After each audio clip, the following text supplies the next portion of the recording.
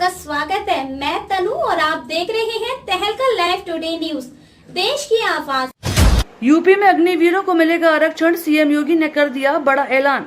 अग्निवीरों के लिए कारगिल विजय दिवस के अवसर पर उत्तर प्रदेश, मध्य प्रदेश, ओडिशा, छत्तीसगढ़ और गुजरात की सरकारों ने बड़ा ऐलान कर दिया है। इन राज्यों में अग्निवीरों को आरक्षण देने का ऐलान सरकार ने किया। उत्तर प्रदेश के सीएम योगी आदित्यनाथ ने कहा कि देश की सेवा करके लौटने वाले अग्निवीरों को यूपी पुलिस और पीएसी बल में वेटेज दिया जाएगा। सीएम योगी ने शुक्रवार को अपने सरकारी आवास पर मीडिया से बातचीत करते हुए कहा कि देश की सेवा करके लौटने वाले अग्निवीरों को यूपी पुलिस और पीएसी बल में निश्चित आरक्षण दिया जाएगा। उन्होंने कहा कि प्रधानमंत्री नरेंद्र मोदी के सेना में रिफॉर्म के इस अभियान को राष्ट्रीय सुरक्षा के लिए सर्वोपरि मानते हुए आगे बढ़ना चाहिए। अग्निवीरों के रूप में देश को ट्रेंड और अनुशासित युवा सैनिक मिलेंगे। आज अग्निवीर में युवा उत्साह के साथ भर्ती हो रहे हैं। इसके बाद उन्हें पैरामिलिट्री और सिविल पुलिस में समायोजित करने की व्यवस्था की जा रही है। किसी भी देश और समाज के लिए प्रगति और समृद्धि के नित नए प्रतिमान स्थापित करने के लिए समय समय पर होने वाला रिफॉर्म अत्यंत महत्वपूर्ण होता है। लगातार हर एक फील्ड में पिछले 10 वर्ष के अंदर बेहतरीन रिफॉर्म करके भारत की अर्थव्यवस्था को एक सम्मानजनक स्थिति में पहुंचाने और दुनिया की 5वीं बड़ी अर्थव्यवस्था के रूप में भारत को स्थापित करने के लिए प्रधानमंत्री मोदी जी के नेतृत्व में काफी कदम उठाए गए, रिफॉर्म किए गए। स्वाभाविक रूप से एक तरफ हम समृद्धि के नित नए सोपान छुए, दूसरी तरफ अपनी राष्ट्रीय सुरक्षा को भी उतना ही महत्व देना होगा और राष्ट्रीय सुरक्षा को भी, चाहे वह सेना में, उनके साजो सामान में आत्मनिर्भरता के लक्ष्य को प्राप्त करने का कार्य हो या फिर सेना के आधुनिकीकरण से जुड़े हुए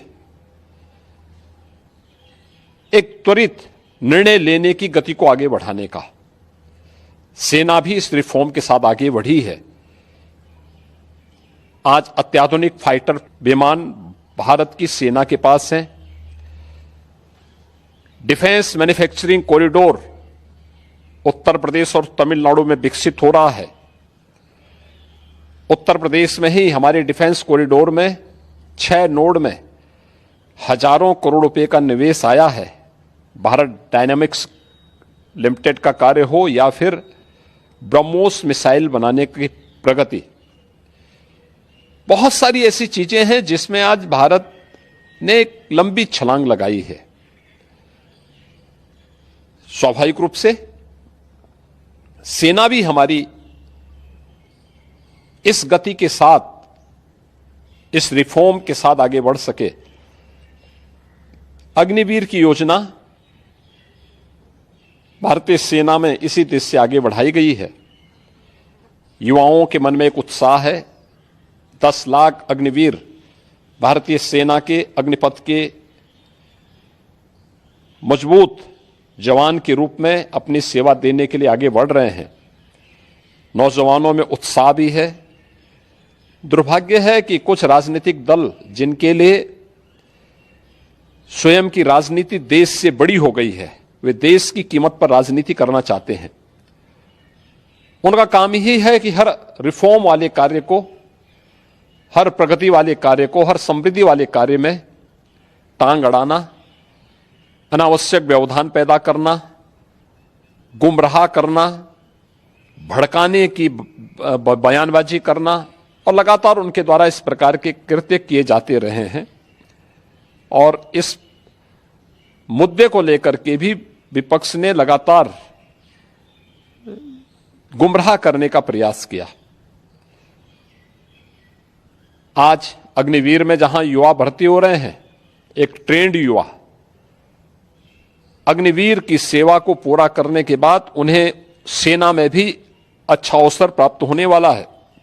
पैरामिलिट्री में, सिविल पुलिस में और विभिन्न सेक्टर में भी उन्हें समायोजन करने के लिए व्यवस्था दी जा रही है।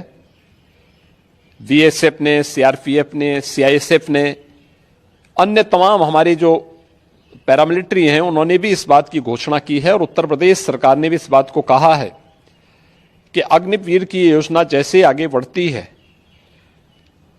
और जब ये अपनी सेवा के बाद वापस आएंगे तो हम उत्तर प्रदेश पुलिस सेवा में, पीएसी में इन नौजवानों को प्राथमिकता के आधार पर समायोजन की एक सुविधा देंगे, वेटेज देंगे। उनके लिए एक निश्चित आरक्षण की सुविधा हम अपनी सेना, अपनी पुलिस में उपलब्ध करवाएंगे। एक ट्रेन मैन पावर हमें मिलेगा, अनुशासित युवा हमें मिलेगा और इसका लाभ राज्य लेने के लिए पूरी तरह हम लोग प्रतिबद्ध होंगे कि उन ट्रेंड युवाओं को हम आगे बढ़ा सकें। और मुझे लगता है कि हमें प्रधानमंत्री मोदी जी के और भारत सरकार के इस सेना रिफॉर्म के अभियान के साथ राष्ट्रीय सुरक्षा को सर्वोपरि मानते हुए आगे बढ़ना चाहिए।